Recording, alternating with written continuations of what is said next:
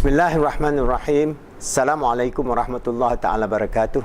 Alhamdulillah Rabbil Alamin. Wassalatu wassalamu ala ashrafil anbiya al-mursalin wa ala alihi wa sahbihi ajma'in. Alhamdulillah, yesterday we discussed about the drug sugar, this artificial molecule, alright, refined by man, that Allah give us the knowledge, the scientific capability, and what we do, we destroy ourselves with the very thing that we consume. So it is important for us to know that first and foremost, for us to have good health, we have to reduce the amount of sugar in our diet, especially the children, because these are all artificial or add-on sugar, and whatever natural sugar we have from fruits, okay, from apple or pear or dates, they are very nominal because they are laden with fiber, and it takes very long time for our digestive system to absorb the sugar from sucrose to glucose and then to be sent to all part of our body through the bloodstream. But if we are not using the natural sugar, we're using the added sugar, we will consume many times more, and as a result we have all these problems I mentioned yesterday about addiction to sugar, destroying our life in terms of our brain function, having emotional problems of children, not able to concentrate, ADHD, having obesity, having diabetics, having heart attack, having cancer. All the diseases that you can imagine are lifestyle diseases created by modern man using science and technology, and then in that process we created this whole industry of sugar-laden industries, because we know this addiction is very difficult to get rid of. But we must have a new via media, new thinking, and we got to go back to the natural way, because this civilization we are talking is a junk food civilization, all right? Because apart from sugar, one of the greatest calamities of this civilization is the junk food, the processed food, the fast food that we are consuming.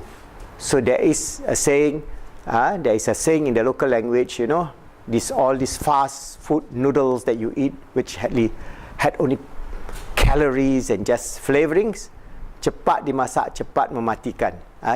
Very fast to cook, but very fast you're going to die. All right, so this is the problem that we have to overcome, because this junk food industry is worth hundreds of billions of US dollars all over the world, and it is actually causing all the major diseases that we are seeing today, exactly like what we have spoken just now, from our system, our organs, our endocrine system, our nervous system, all are being affected by the junk food, because they are basically carbohydrates, empty carbohydrates with chemical flavoring, chemical preservative, chemical everything. So everything is clogging up your whole organs and your brains, and it will actually finally destroy you. You will die a premature death.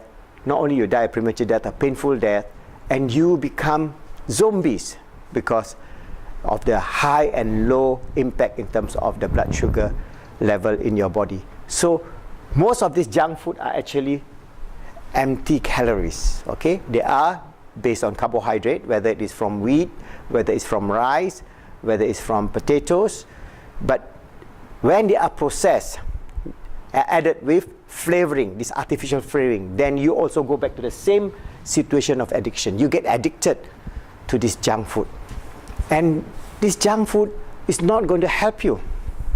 So if we look at the natural way of life, for example, we have a natural way of life based on what?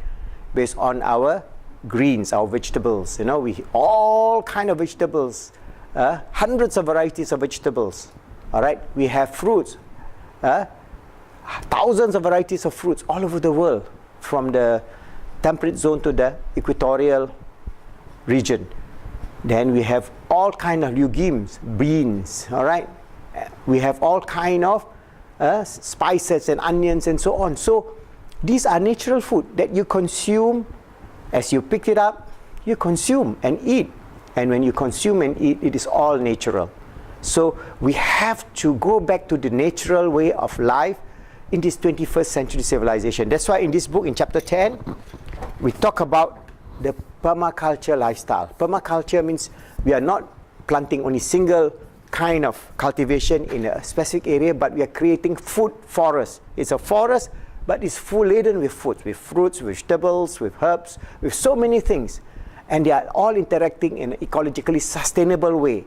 And when we do that, there will be enough food for the whole world. All the 7 billion human beings on this earth can actually partake in this, because we don't need that much big area to plant. And we also can use modern technology like hydroponics, recycling of wastewater to become nutrients. For example, we can have the full cycle of producing fish, for example. We can get protein from the fish. The waste of the fish is just being pumped into a hydroponic system, and the waste of the fish will then become nutrient for our vegetable garden. And then we recirculate the pure water back into the fish tank, and you have a closed loop size system. And the extra vegetables, the waste vegetables, are being chopped and then made into pellets and given to the fish. So the whole cycle is there.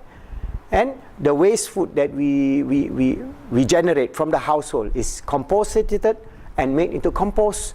And this compost can be used to fertilize the land.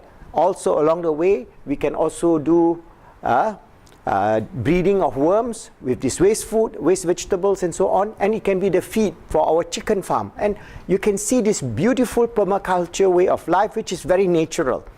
And that is a jihad that we Muslims must do, because this permaculture way of life was pioneered by the Muslims. During the great days of Islam, the civilization of Islam, we have zone. For example, we have this permaculture. A desert area of Andalusia was made into hanging gardens, beautiful hanging gardens.